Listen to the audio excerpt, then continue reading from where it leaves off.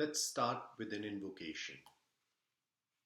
Om Deo Shanti Antariksham Shanti Prithvi Shanti Rapaha Shanti Aushadyaha Shanti Vanaspatyaha Shanti Vishwadeva Shanti Brahma Shanti Sarvam Shanti Shanti Reva Shanti Sama Shanti Redhi Om Shanti, Shanti, Shanti, and always.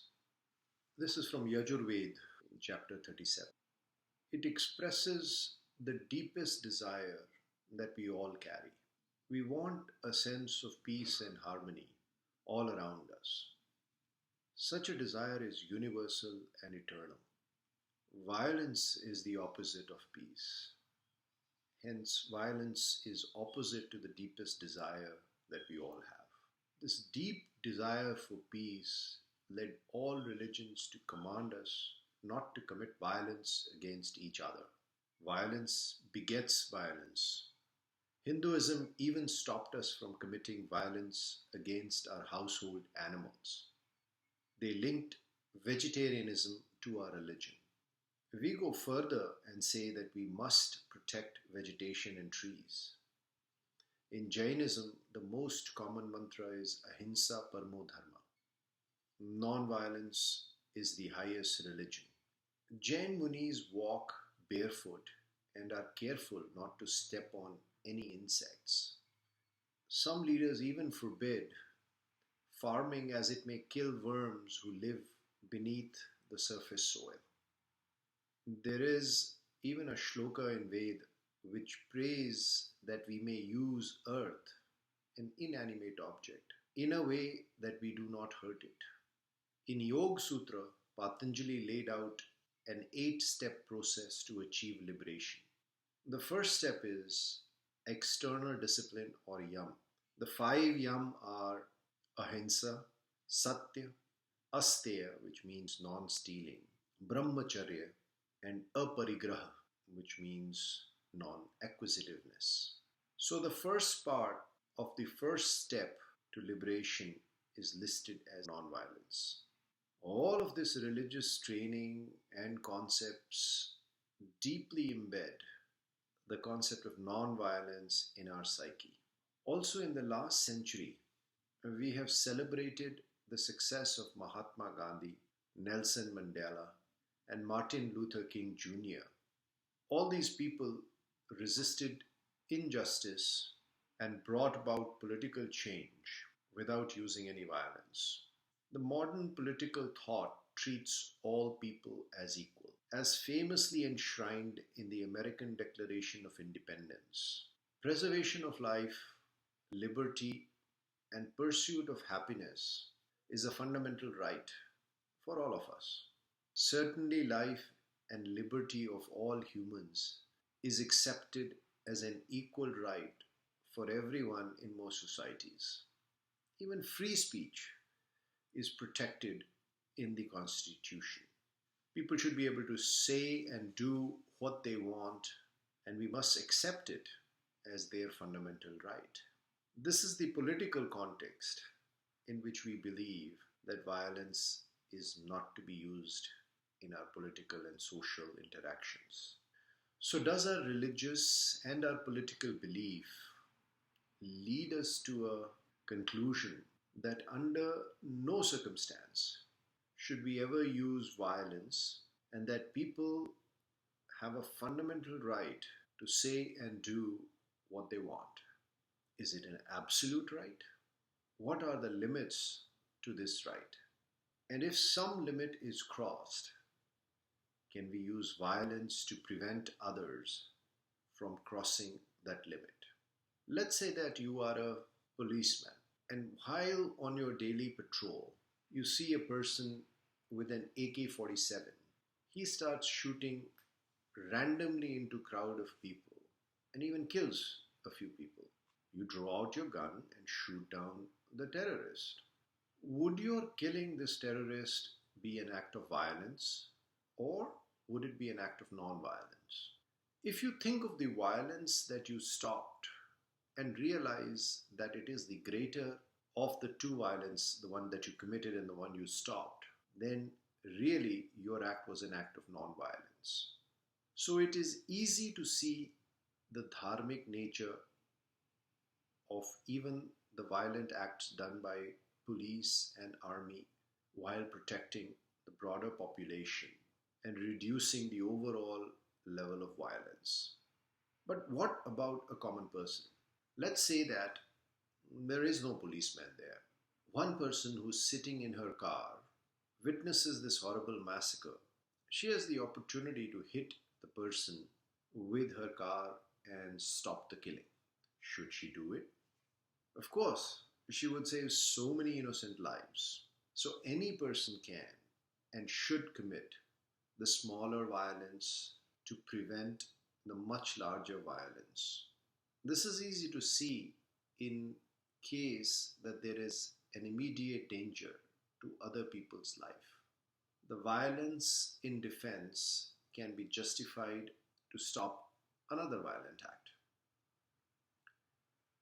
Now let's go deeper into situations which are not as black and white. Situations where there is no immediate danger to someone's life. We hear so many of these cases.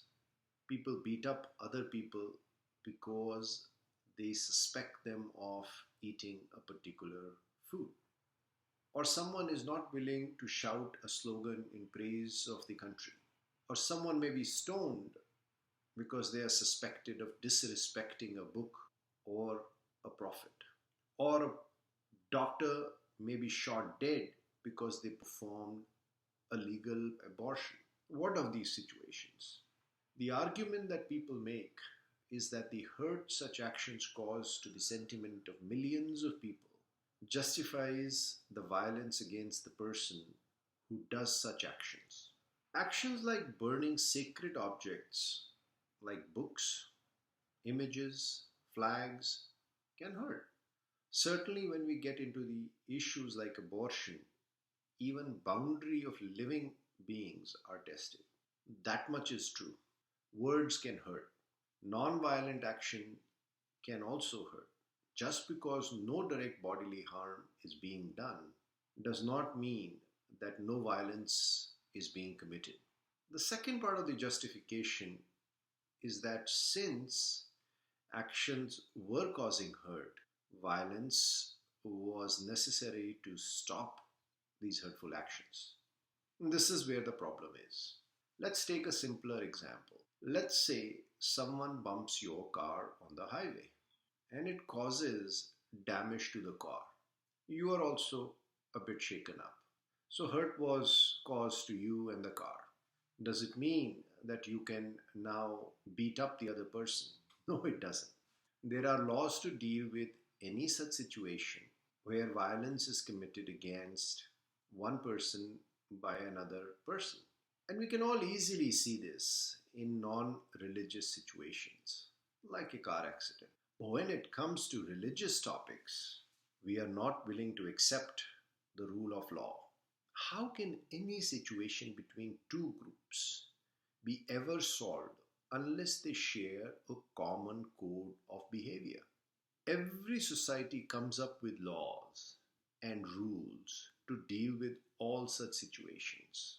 And where laws are present, any such actions which hurts the religious sentiments of the masses, they should be dealt according to the law of the land. For example, cow slaughter is prohibited in the Indian Constitution in its Article 48.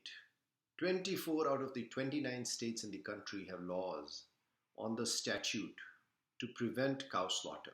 However, there is no law against slaughter of water buffalo, and almost all of the beef consumed in India is from water buffalo. So if someone is suspected of killing a cow, they should be dealt with under the law. Taking the law in your own hands in such a case would not be justified. Similarly, most countries have laws against hurting religious sentiments. If someone burns a book or draws a cartoon which is offensive, it should be dealt with under the law of the land. These acts do not pose a direct, immediate threat to anyone's life.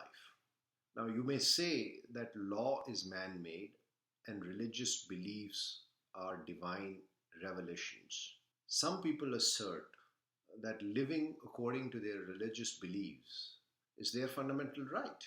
That is true, but not if their religious beliefs violate the fundamental rights of other people. Then it is no longer a right without boundaries. Most countries have multiple religions. Which divine revelation is the ultimate truth? Sometimes the books are contradictory. Sometimes the book is contradictory in different places within the same book. Certainly, the interpretation of faith-based system can be contradictory. Without a framework in which all impacted citizens can agree on the right way to proceed, there can be no lasting peace. Even in Hinduism, sacrificing a buffalo and eating its meat is mentioned in Vedas. As a Vaishnava vegetarian, how would you resolve this debate against even a Hindu from Bengal or Kerala? Modern constitution and legal framework are the common framework which can be used in such a situation. They are formed by taking into consideration the current will of the people in the current situations. Will of all the people, not just of one religion or one group. So to dole out vigilante justice when there are existing laws to deal with the situation is not dharmic. Let's go one step further. What if there is no law? It prevents an action which a group feels hurts their sentiments. Example is Charlie Hebdo's cartoon of Prophet Muhammad. There is no law preventing the magazine from publishing the cartoon. Muslims believe that any representation of the Prophet is wrong. The French magazine believed that humor is a good way to look at social and political issues. They were an equal opportunity offender of many a sacred cows. This pun is intended. Since there is no law preventing the publication, is violence justified in such cases? Not really. There are other steps possible, like working to reintroduce blasphemy laws into the legal system.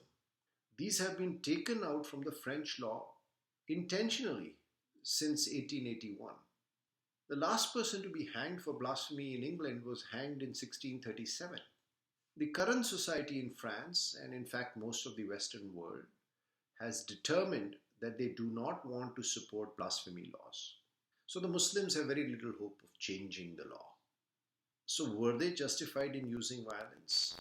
Before we answer this question, let us look at another situation, that of Jews under the Nazi Germany.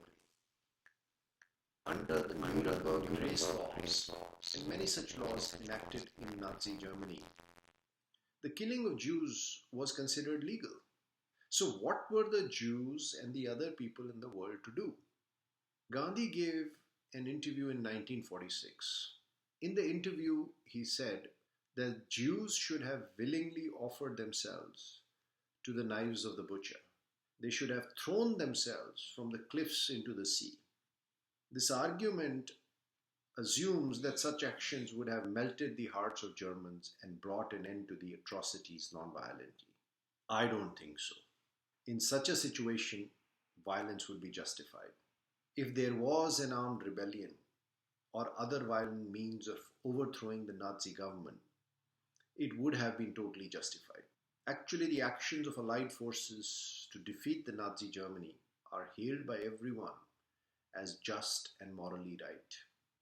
Many people also take refuge in their interpretation of Gita to justify their own violent reactions.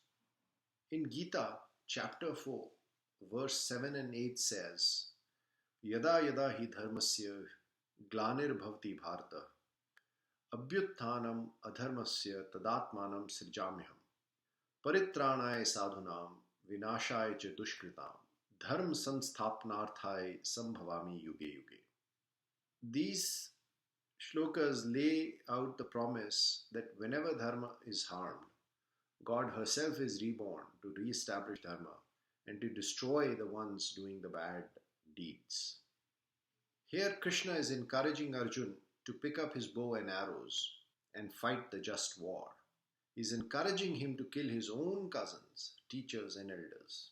This is the height of violence, but it is in the service of non-violence.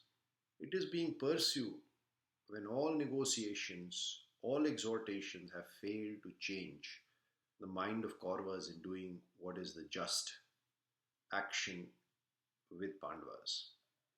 In such a situation, Krishna helps Arjun to understand that now the only dharmic next step is to go to war, and that fighting the just war was Arjun's dharma. And acting on one's dharma without concern for the outcome is the right way to live. So the last step is to answer, is there a deterioration of dharma? And deterioration of dharma which cannot be addressed through the normal, non-violent ways.